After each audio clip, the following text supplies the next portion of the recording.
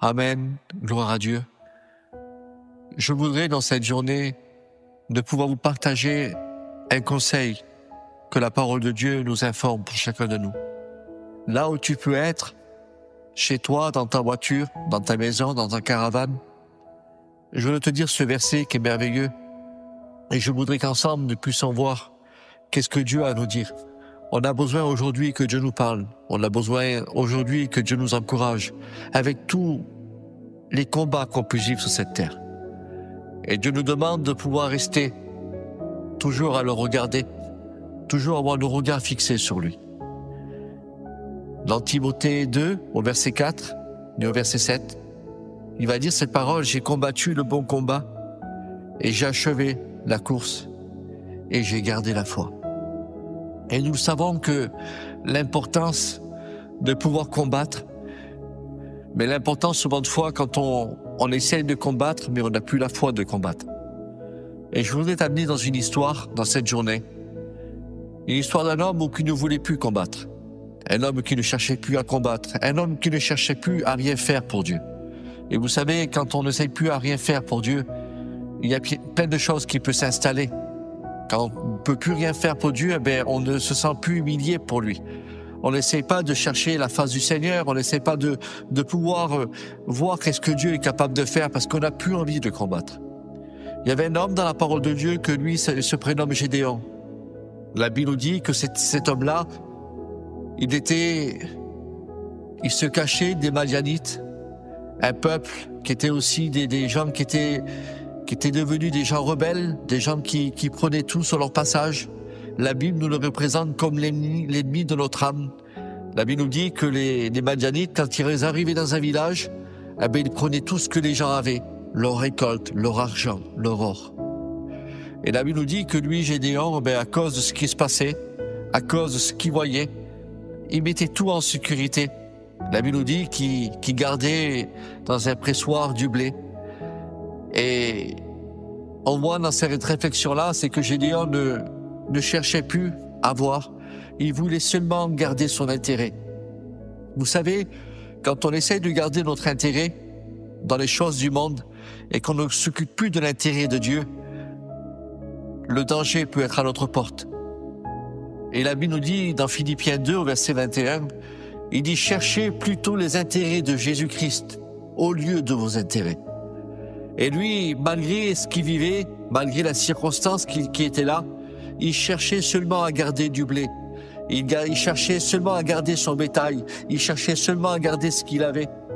Il y a des personnes aujourd'hui qui sont dans ce monde et ils cherchent seulement qu'est-ce qu'ils veulent garder. Ils veulent garder leurs biens, ils veulent garder leur matériel, ils veulent garder tout ce qu'ils ont. Mais ils n'ont plus envie de combattre pour Dieu. Et à ce moment-là, ce qu'il y a, c'est que Dieu vient lui parler.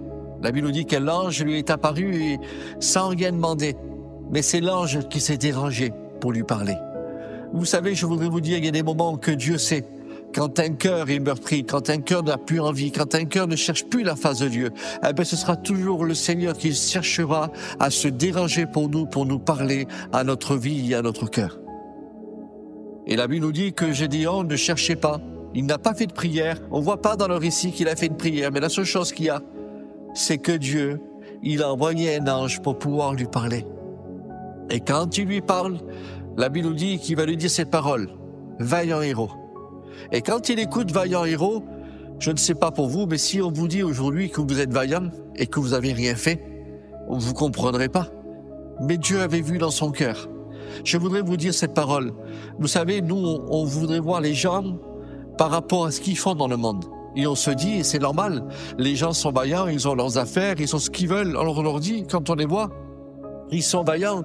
Mais lui, Gédéon, il n'avait pas ce regard comme les gens le voyaient, parce que ce qu'il faisait, c'était que pour lui. Alors si les gens pouvaient dire quelque chose, il est vaillant parce qu'il garde, il met tout de côté. Mais Dieu avait vu à l'intérieur de son cœur qu'il était vaillant pour l'œuvre de Dieu. Je voudrais te dire à toi, là où tu peux être, Dieu t'a vu vaillant, Dieu a vu ton foyer, Dieu a vu ton cœur, Dieu a vu ce que tu dois et tu es capable de faire. Dieu regarde dans le cœur, Dieu regarde le poids qu'il y a dans un cœur, qui cherche réellement Dieu, quelqu'un qui vit avec Dieu, quelqu'un qui a une intimité avec le Seigneur. On ne peut pas se cacher de lui Et on ne peut pas dire on n'arrivera jamais à faire sa volonté. Dieu connaît notre cœur. Et la Bible nous dit qu'à ce moment-là, Gédéon, il ne comprend pas. Mais Dieu cherchait à l'encourager. Parce que Gédéon n'était plus encouragé. Gédéon ne voulait plus.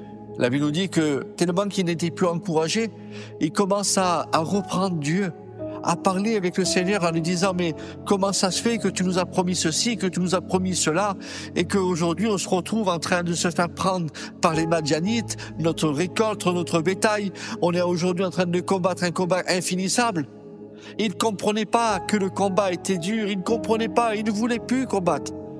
Et à ce moment-là, il reproche à Dieu comme si que Dieu aurait oublié, comme si que Dieu se rappellerait plus des promesses qu'il a faites. Aujourd'hui, si nous, on est capable de reprocher quelque chose à quelqu'un, eh bien, on serait capable de pouvoir riposter. Mais Dieu, il est tellement amour que lui, il riposte pas. Il voit une personne qui a besoin d'être bénie par lui. Il voit quelqu'un qui a besoin d'être restauré par lui. Et la Bible nous dit qu'à ce moment-là, Dieu se tourna vers lui. Et quand Dieu se tourna vers lui, il va lui dire, va avec cette force que tu as. Et ce qui m'a aimé dans cette réflexion-là, c'est qu'on a une force qui est en nous. La Bible nous dit que quand Dieu a créé l'homme, il a mis la pensée de l'éternité. Il a mis quelque chose qui est de lui. Ça veut dire qu'il nous a donné une force de pouvoir combattre ce qu'on est en train de vivre. Dieu t'a donné une force de pouvoir combattre aujourd'hui la situation que tu es en train de vivre. Et Dieu te demande aujourd'hui de repartir d'un pas nouveau. Écoute, je voudrais te dire cette parole. À ce moment-là, quand il a écouté, va avec cette force que tu as, il y a un courage qui est rentré dans son cœur. On le voit dans le récit de la parole de Dieu que ce n'est plus le même personnage. C'était plus celui qui voulait se cacher. C'était plus celui qui gardait son intérêt. Il était encouragé. Et quand on est encouragé, rappelez-vous, on est capable de tout faire quand on est encouragé. Quand on est encouragé, on est capable de tout. Quand on est béni, on veut rendre service aux autres. Quand on est encouragé dans notre cœur, on encourage les autres. Et la Bible nous dit qu'à ce moment-là, il est tellement encouragé parce qu'il accepte le combat.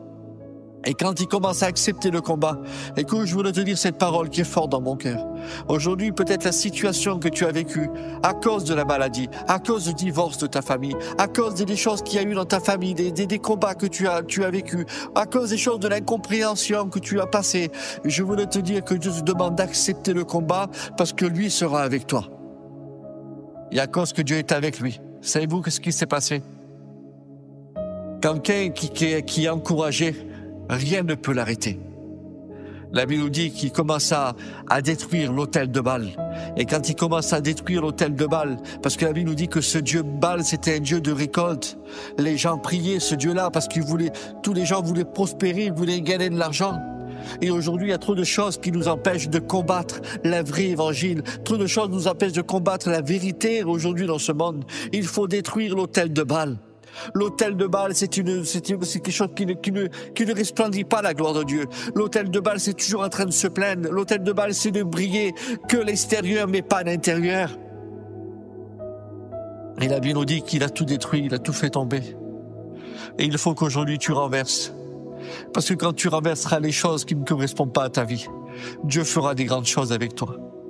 Gédéon est devenu le grand Gédéon parce qu'il a accepté le combat. Et quand tu commences à renverser les choses dans ta vie, renverse ce qui ne va pas.